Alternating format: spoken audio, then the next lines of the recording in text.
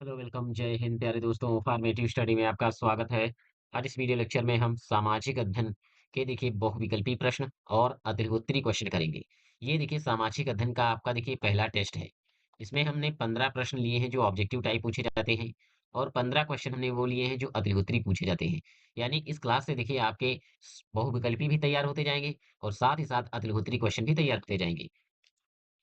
तो बस आपको हमारे साथ बने रहना है और लगातार जितने हम टेस्ट आपको करवा रहे हैं, ये सारे टेस्ट आपको देना है। और देखिए इसके बाद जितने भी लघुत्तरी क्वेश्चन होंगे, वो हम एक साथ करवा देंगे, ठीक है? तो देखिए आपको परेशान होने की ज़रूरत नहीं है। अगर आप जिस हिसाब से हम बता रहे हैं, अगर उस हिसाब से तैयारी करते रहें, तो आपका देखिए 90 प्लस स्कोर बहुत आसानी से आएगा, ठीक है?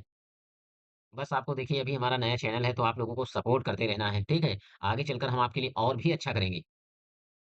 और देखिए जो लोग हमसे जुड़े हैं, ठीक है? तो देखिए हम मैथ का बता दें अभी 1 ही 2 दिन में आपको देखिए एक बहुत ही अच्छा टेस्ट हम देने वाले हैं, जो काफ़ी इंपॉर्टेंट क्वेश्चन होंगे मैथ में, ठीक है? तो अगर आपका देखिए मैथ वीक है, तो थोड़ा उस पर ज़्यादा मेहनत करनी है। और सभी विषयों का देखिए सिलेबस पूरा हो चुका है, प्लेलिस्ट बनी है, आप वहाँ से अभी टाइम है, आप अपना सिलेबस पूरा कर सकते हैं, ठीक है? क्योंकि थ्योरी पढ़ना बहुत ज़रूरी है। क्योंकि अगर आपने देखिए थ्योरी नहीं पढ़ी, तो देखिए आपका बेस अच्छे से मजबूत नहीं हो पाएगा, ठीक है? तो आप लोगों को सबसे पहले थ्योरी जितनी है पढ़ाई जा चुकी है, वो सब पढ़ लीजिए, क्योंकि अभी काफ़ी टाइम है, आप बहुत आसानी से तैयारी कर सकते हैं। तो चलिए क्लास को स्टार्ट करते हैं। सबसे पहले हम करेंगे वस्तुनिष्ठ प्रश्न, यानी बहुविकल्पी प्रश्न।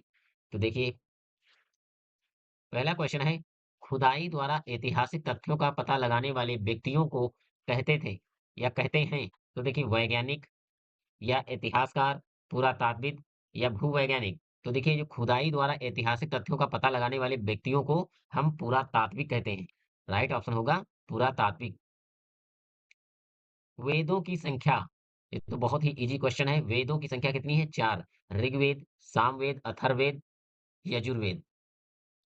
अगला क्वेश्चन है, मेसोपोटामिया की सभ्यता का जन्म हुआ था तो नील नदी की घाटी के किनारे या सिंधु नदी या दजला फरात नदी घाटी के किनारे या यांगसी वांग नदी घाटी के किनारे? तो देखिए मेसोपोटामिया की सभ्यता का विकास जो हुआ था दजला फरात नदी घाटी के किनारे हुआ था। ये जब हम थ्योरी पढ़ रहे थे चैप्टर वाइज, ये सारा कुछ हम पढ़ चुके हैं। नेक्स्ट क्वेश्चन है, हड़प्पा सभ्यता से संबंधित स्थल कालीबंगा स्थित है? तो देखिए गुजरात में या राजस्थान में या उत्तर प्रदेश में?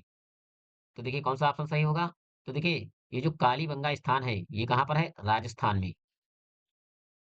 अगला क्वेश्चन है, मुद्रण कला के आविष्कारक थे यूनानी, रोमन, ईरानी या चीनी? तो देखिए मुद्रण कला के आविष्कारक थे चीनी। अगला क्वेश्चन है, जैन धर्म के संस्थापक थे? तो देखिए जैन धर्म के संस्थापक ऋषभ देव।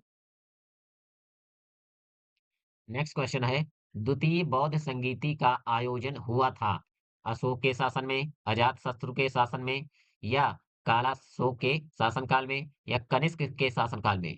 तो देखिए जो द्वितीय बौद्ध संगीति हुई थी वो कालाशोक के शासनकाल में हुई थी। किसके? कालाशोक के शासनकाल में।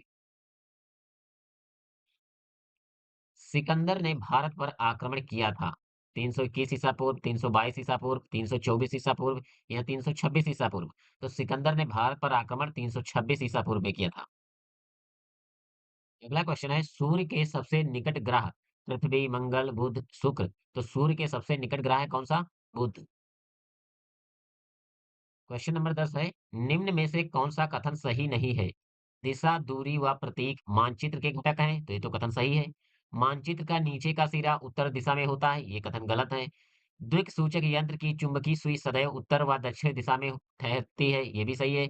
सड़कों, रेल, नदियों आदि के सही स्वरूप को मानचित्र द्वारा दर्शाया जा सकता है, ये भी कथन सही है। क्वेश्चन कह रहा है कि कौन सा कथन सही नहीं है, तो राइट ऑप्शन होगा बी। चलिए अगले प्रश्न पर आते हैं।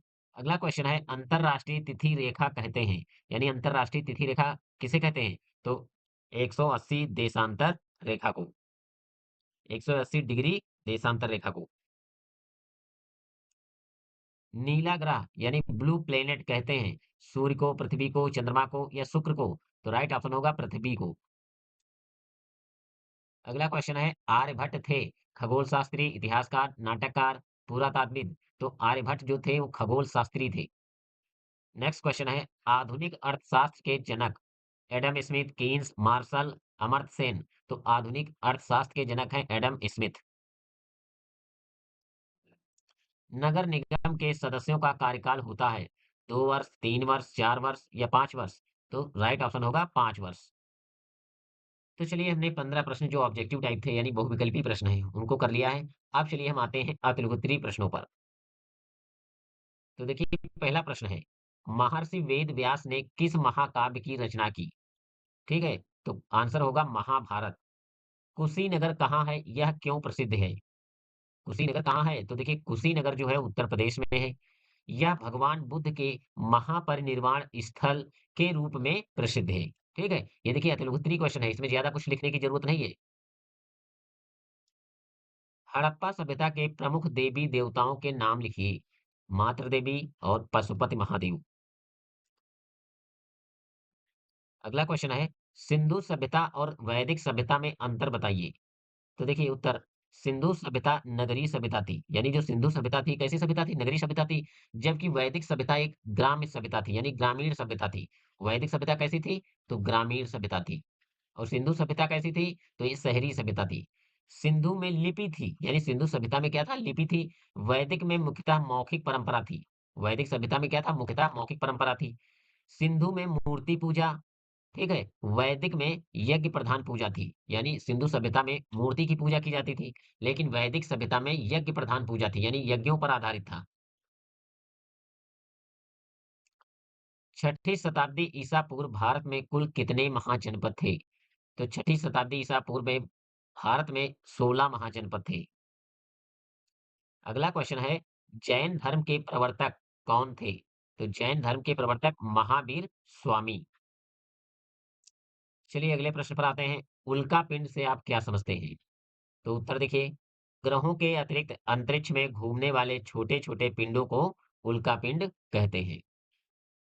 अगला क्वेश्चन है, पृथ्वी को हरित ग्रह यानी ग्रीन प्लेनेट क्यों कहते हैं?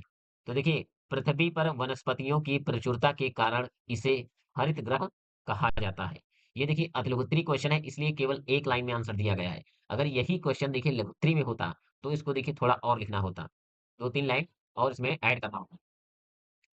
अगला क्वेश्चन है, सबसे छोटे महाद्वीप का नाम लिखिए।